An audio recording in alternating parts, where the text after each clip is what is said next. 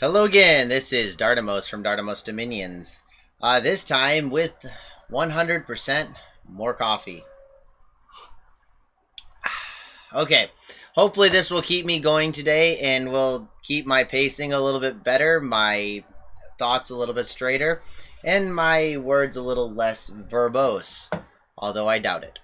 So I've gotten my first 3 Earth Gems from Niflheim. This is going to be the beginning of the just he can start sending me gems like mad. Every gem he gets. I have become the crafter in this game, and he has become the killer. So we had a very, very quiet turn in comparison to other turns where we were getting 3 or 4 provinces a turn. We have, in essence, stalled out. Not only that, we have actually lost a province this turn.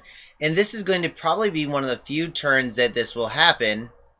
Well, not really. What's going to end up happening? We've gotten to the limits of our borders, and instead of getting a second fight going, I'm just going to have to stall because I can't get a second fight started. My buddy's still embroiled in this first fight. Now, granted, it is coming to a close, and we might be able to win against a second person. But who would we fight against? Mictlan is going to be, it has a chance to hit the underbelly of Niflheim.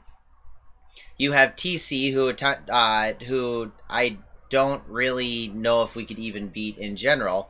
And then we have Femoria, who would be a tough fight even 2v2. We know that both of them, Niflheim and I don't share a common border with anybody except for Mictlan, and right now it's not a good time for that. So we're going to be waiting until Arcocephali dies for good. So Niflheim is going to come in here, and he's just going to mop up this remaining territory that's left from Ulm and Arcocephali that ultimately they probably didn't have very much right to anymore now that they didn't have any forts or armies to control it. And that's what kind of brings you into a strategic idea of what controls territory. Raiding in this game is so powerful that you end up having to think about counter raiding the whole time. And the advantages of raiding are that you deny resources, but you don't get any yourself if you go too deep in. For example, Arcocephali is attacking us here into something, the T word. And by the way, this is what happens when Arco meets humans. Just see like they instantly died, and then my troops are gonna be like, oh no, that's right, we don't have a leader anymore. Let's run. Which, I mean, right move. But that's pretty standard. So if you see, we lost nothing, the raiders lost nothing. And that's kind of how raiding goes. Raiding ends up where you get, wait, did I buy the elephant core? Oh, we missed that from last turn. You've returned home, my friends. Welcome back. Okay, so, when you have Arcocephali controlling this territory, that needs to be tracing back to their fort. Now, if you see, there are no lines that go from this territory over to their fort. And as such, they may be denying us resources, but ultimately, they are not actually gaining any themselves. In addition, with us on their cap, they have lost their capability to get anything except for slingers. And let me just tell you, my giants don't care about their slingers. We've won this war. It's just a matter of tracking down these guys. And I don't even think it's that. I think we just need to come in here, blow down both those forts, and eventually they'll attrition themselves down, or the player will get bored and they'll go AI. And let me just tell you, I wouldn't blame them. Now, the idea behind raiding that is a good, solid raiding strategy, but not always possible, is raiding territories in which you can actually get your income. And technically, we're not raiding now, but we were raiding these 3 territories. And let's say, theoretically, that this territory right here was not controlled by us, and this control was not controlled by us, but that we still had control of this one and this one. Because we took this province right now, it it connects all of these provinces straight back to a fort. In that way, we don't just deny them income. We actually get the income ourselves. Now, granted, it's only 13 income, but it's a 26 gold swing because they lose 13 gold and we gain that 13 back. And in raiding, that's what you want to do. You either want to deny them the gold, or ultimately you want to deny them and get yours back. Let's go on to events really quick before we go on to the strategic map. Yomi has gotten 100% tax, which is amazing and awesome and great. That is our highest income province, and we just doubled it. Now we get one unrest. It's -1. We also reduce our unrest. Yay! Yay, Ra. That'll give us another 8 income per turn. Our palisade is done. We pillaged and took a bunch of money. Not a bunch, 7 gold. And let's go there and talk about pillaging.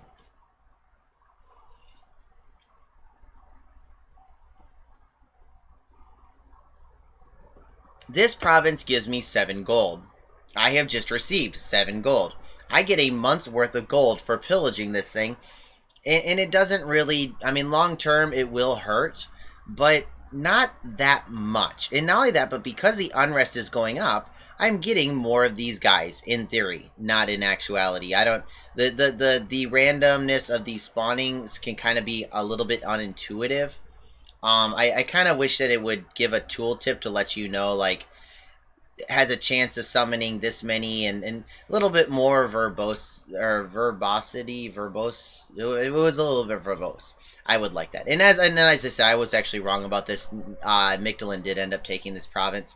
And as you can see, like, it's a nice border for them, and they don't feel like they're getting screwed over, and we're not feeling like we're getting screwed over. We get a mountain province, which is really nice, and we get good borders, and we get a nice ally. Like, not ally, but, like, nice neighbor. So in that regards, the pillaging is going to help me a lot. However, I'm also building a palisade here, and when this unrest gets to 100, I won't be able to utilize this lab right here. I don't, sometimes I build the labs a little bit earlier. Yeah, so this is gonna be a turn earlier. I'd rather do that and then have him go do something where he, like, I guess I could, like, perfectly time all my guys and do something like that, but, oh well. Who's that guy moving there? Oh, it's okay. So this guy can't build a lab.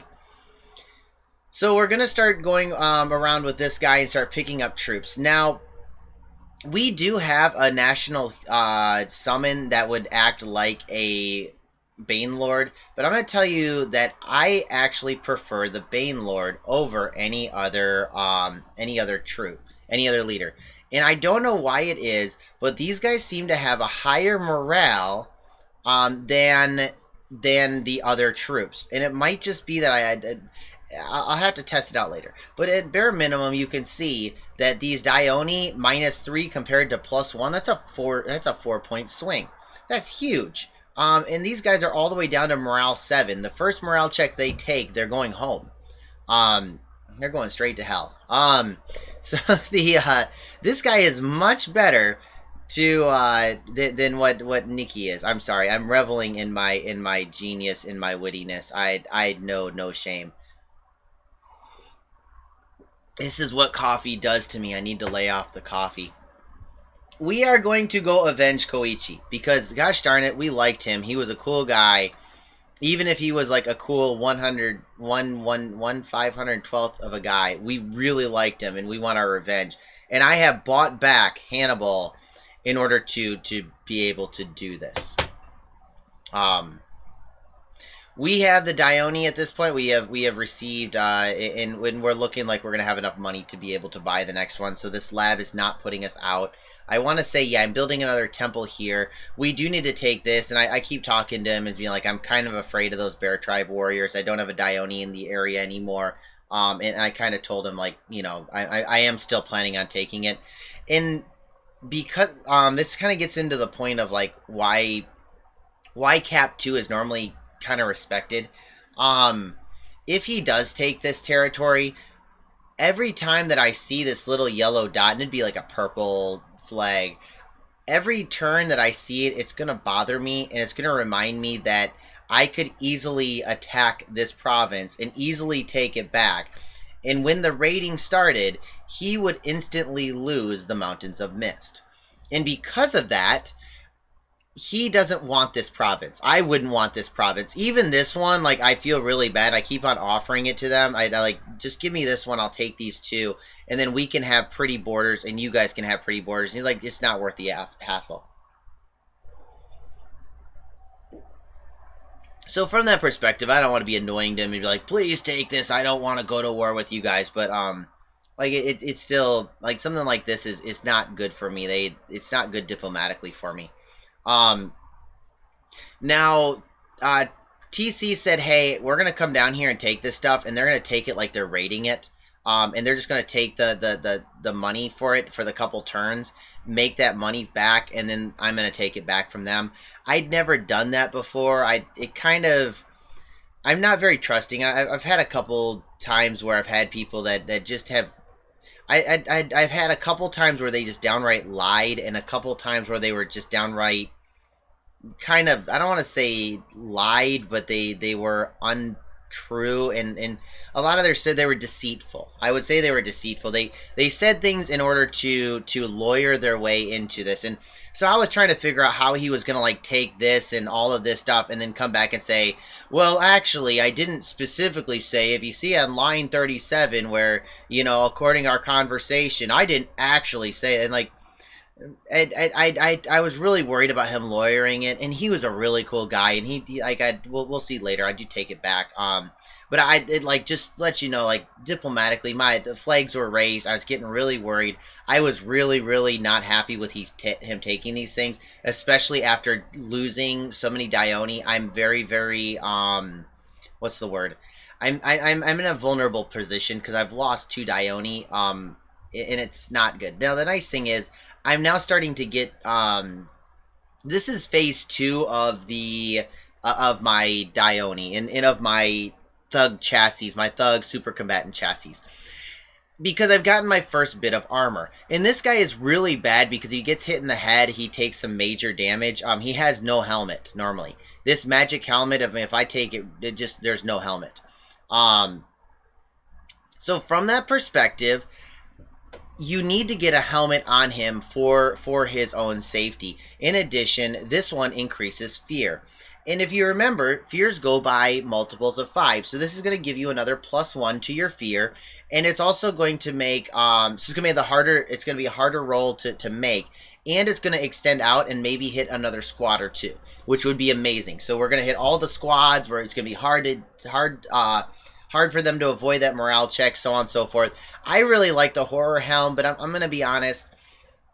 It's kind of, I don't want to say it's completely a noob trap, but it is kind of a trap. You're counting on morale rolls. And at the end of the day, morale rolls are very finicky things. I think there's more behind the morale check than what we see, but I don't know. Maybe I'm just getting very unlucky. I'll be honest. I get crazy good luck sometimes with like the Robe of the Magi, but normally my luck is rather subpar, or I just, you know, I have a perspective bias. I see all the bad things and they affect me more than the positive things, and I'm definitely kind of a half empty, you know, glasses half empty type of guy. So yeah, it's a chance, it's a risk, and I don't like risk. I like plans B's and C's, unless I'm gonna, you know, throw away my Dione. Okay, let me get myself reoriented rather than blindly moving forward. When I'm a teacher, I can kind of get away with it, where you just kind of ramble on, or you just take another rabbit hole. And normally the students, because I run a pretty pretty active class, so my kids respond to me and they say stuff, and I bounce, you know, jokes and stuff off of them. And so, you know, having you guys sitting there listening to me, it's kind of weird not to have any interactivity. And don't get me wrong, I mean, I could listen to myself and my own voice all day, otherwise I wouldn't have become a teacher. But at the same time, it is kind of, I do like the suggestions, and when I do have that dead space, I normally rely on my students to kind of come up with some sort of exclamative, and then I'd come back with something awesome, um, and so I do want to make sure that I keep myself focused and on pace. But I'm not gonna lie, this is kind of a challenge to me, very big challenge to me. So okay, so let's go on to where my movements are going. I already started off where we're going to attack this area first. What I'm going to do is I'm going to send these guys down here, and they'll hopefully start breaking up formations. And all these guys are going to go at the same pace. Now, one problem that I have with Yomi is that they have all these really cool archers that I absolutely love. And they definitely have a place. And I mean, like, it's so easy to get these guys, like, to get a level 4 level 3 fire Dione, and you get fire arrows, and then these guys are like 7 gold each, and you just have these incredibly cheap fire arrow squads. But then your troops don't have shields, and if they get hit by a fire arrow, I mean, I guess, are they they're not even fire resistant. They just die. I mean, I guess these guys have fire resistance. I'm guessing these guys are, yeah, they're cold resistant. So they just die. And I mean, these, like, I would love these troops on any other nation. Any other nation, these bandits and these Bakemono archers, and I think these are actually bandits too. Yeah, these bandits, these troops are amazing on any other nation. And maybe you could try for a full bandit strategy, I guess. But I don't know. And so I'm guessing we're gonna take a little bit of friendly fire. I'm gonna have these guys up front and trying to draw troops over. Again, I'm not segregating my troops yet, and I probably should. I think I end up doing this later. Well, like, yeah, this guy's still sitting here. Like, just come here and just tell him to stay home. Say, hey, dude, you get a day off, okay? Go and enjoy your Christmas festivities with your red and green colors, and we'll go out and go pillaging and avenging Koichi. Wait, what? Oh, please tell me wait, do I not? Oh, that's right. So I still haven't gotten construction 3. I was 10 research off, and this is just kind of the for some reason I think I have enough research every single time, and then I think I'll go back and like change something, like I construct something, or I move a mage, or do something like that. Like sometimes when you go back to check a turn, you'll go like this, and you're like, okay, I'll end my turn, and you click like you'll click and you'll misclick, and if you see like Fu Kane. Fu Kane is like, now he's on defend, where before he was like on research, and you go to click and you're like, oh, and you remember that you had a commander that was doing nothing, you wanted to do nothing, and you mess up. And I've done that before on major things. Like we were doing a teleport with my Earth Snake, and like I had him scripted to teleport, and I went over there and clicked that, and I almost missed it and resubmitted, and that would have been a disaster. Just so you know, if you push Shift W, it changes into wait. And the difference between defend and wait, as far as I can tell, is that when you end your turn, you see the 1 commander, whereas if you're defending, it'll say 2 commanders. And also, if you click wait, if you push the N button, which goes to your next commander, or I think Y goes to the previous commander, it'll skip him. And I think but I think this actually stays, so you do have to be careful with this, because you might have him waiting a very long time. But I'm not exactly sure about that one. So let's talk about other moves. I hired these mercenaries. We're gonna go underwater. Nifa was kind of unhappy because he wanted to go underwater, but I want my expansion. I'm not happy with the 20-something provinces I got, so I'm going to come over here and take all this water as well.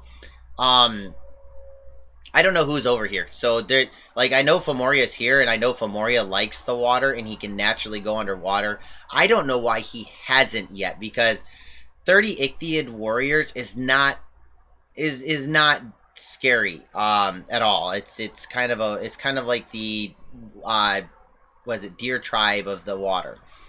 And so I mean, they do get a little scary if they've got the net guys, but I don't know if these guys do. And even if they do, like, this should be plenty enough. These guys kick butt. I mean, these guys could fight on land and be just fine. Um, so we're gonna go do that. We're moving these guys over to. Why are we moving? Why am I not going to go kill this? I don't know why I'm not killing that, guys. This is enough to kill that. I'm almost positive. I'll be honest, I didn't do a lot of testing with the demons beforehand, and that's kind of one of the problems. Like I said, I'm a newer player, and with Yomi, this is my first time playing Yomi. And I don't play super combatant builds. I normally play humans. I like my MA Alms. I like my EA Airmores. I like human nations. In like a human nation with troop size like this against like 60 guys, and it's been like 60 for quite a few turns, you're gonna take some pretty severe losses. I might as well just wait, and that's what I'm gonna end up doing. It probably was a mistake. I mean, 36 income per turn, and it's a mistake because these guys can take out 60 of these guys. I'm moving this guy down here now that he's done with a palisade. I don't know what I'm doing. Oh, this guy right here, he's gonna go steal one of Niflheim's cap circles. I just got his permission. I'm really pushing him to get these two provinces. I need these mountain provinces to get the good troops. If I don't get the good troops, then late game I'm going to be hurting really bad because I won't have a good, like, you only get like 1 or 2 a turn. And I can put Onishugo on it, and I can build a palisade there and blah, blah, blah. And I can start building up these really good troops. And unless I get these mountain provinces, I'm not going to get those troops. So that's going to stink. This guy's going to come down... Oh, I guess he didn't move. Okay, I guess we must have gotten things mixed up. And if you can see at this point, like Arcos Cephali's down to 2 spots, Ulm is down to 3. I think Lanka knows that Ulm is dead, and so they're gonna start probably trying to hyena. And you should, if you ever get to the point. It's one of the things I talk to my, like, let's say I'm playing as let's say it's Tianchi player, we had a good nap 3, we're doing, we have good relations, and in comes Ulm and he steamrolls us. Anarcho and Ulm, they win this war, and Yomi's now under siege. I will actually get a hold of my guys with nap 3s, and I'll just say, hey, just so you know, if you invade now, it's not a violation of a nap 3. You should attack me, and you should, because I don't want somebody to get screwed over because they have a nap 3 with me. And in future games, hopefully they'll do it to me and they'll understand. I know that Mictelin's player, he was under attack, and he actually got his cap taken over in another game, and I went to him and said, hey, do you mind if I attack you? And he was really cool about it and made sure that I was able to take a couple of his provinces, and he was dead anyways. It's not like he's going to get him back. And even if he did, like, I think he ended up actually taking his cap back, and I was like, do you want the province back? And he let me keep it, but if he would have taken it back, I would have been fine with it. Because at least somebody should be getting income from it. And the way it also looks is that if I do want to make a stage a comeback and my cap's under siege and I'm trying to get it back, I'm not getting any money from this. Or if I am, it's probably not worth that much. And I think that it's going to deny raiding options for the guy that's invading me. And if I can deny those raiding options, then I can predict where his army is. And the moment that you kill a raiding army, or just an army in general, then it lets you have that opportunity for the comeback. Until you kill that, you don't really have a chance. That being said, you don't want to do it prematurely. Like, they're about to attack my capital. You can, go eat me. But at this point, Lanka, even if they broke NAP to do this, I wouldn't find it a violation of NAP. And I think they know that we're doing this. I can't remember exactly. Pan as well. I wouldn't be surprised if Pan starts doing it as well. Other than that, that's my moves for the turn. This guy is actually going to come down here, and he's going to start site searching this area. My buddy and I, like, this one thing is that I went into this Disciples game with a player that, number one, I talked to almost on a daily basis. And I mean, he knows my wife. We talk about, I live in Korea, so we talked about, Korean comics and stuff like that he enjoys to, like, we have a relationship where we're talking every day. And because of that, I know he's gonna want his territory searched, and he asks me daily, okay. But a lot of times, if you don't know your partner, you're kind of get in a selfish attitude where it's like, oh, I should go, I don't know, take that province or come back to my province, start coming down this road and take this back and maybe start site searching my own land first. And with he and I mean, he knows that I'm gonna site search this, and when I find the earth gems, I know he's going to send me the earth gems or the fire gems or the death gems or whatever I find. He will send to me so that I can craft, and then I'll take those things I craft and I'll send them back to him. And that's what Disciples is, kind of a different game. It's a game where you end up it's more of a social game, and that's one of the reasons I really like it, is that I just I get tilted. I mean, when I lost these three guys, I went to my, like, I was so upset. I think he told me first, like he's like, not good, bad news on Silvermark, and like he and I talked about the attack, and he and I went over the attack, and he's like, I think you got this, and I'm like, yeah, I got this in the bag. It's no problem. I went in against AI matches, and I took out Thrones by myself. I went in with one guy, and in all honesty, the way the Thrones work is that if one guy can do it, three guys can do it. If three guys can't do it, then one guy probably can't. And that's pretty much what happened, is that when I went in, the thing that killed the first Ione went and killed the second Ione, and then the third Ione, and like we retreated off with that last guy, and we were very lucky that he retreated. But it was one of those things that I think that I needed to get better gear on him. And so I got heavily tilted, and not only that, but Koichi, I mean, he had a special place in my heart. And my buddy was like, don't worry, it was my fault. I should have told you not to do it. And I came back and said, no, it was my call, but, thanks for cheering me up. And because of that, we were able to untilt ourselves. And I wasn't, making stupid moves. And, I tell him what I'm going to do next. And I was like, hey, I'm making this. And he was against the Fear helmet. I think he likes the Black Steel Plate helmet, which I don't think that there's a huge difference, but the Fear... this one does cost 10 death gems instead of 5 earth gems. And I think that with my income, where I've only got 1 earth income, I think that the 10 death... In essence, I think the 10 death gem item is better, or is cheaper than the 5 earth gem item. And I know that, like, I know 10 is more than 5, but I get more death than I get earth. So, for me, I think that the death... or that this horror helm was the best way to go.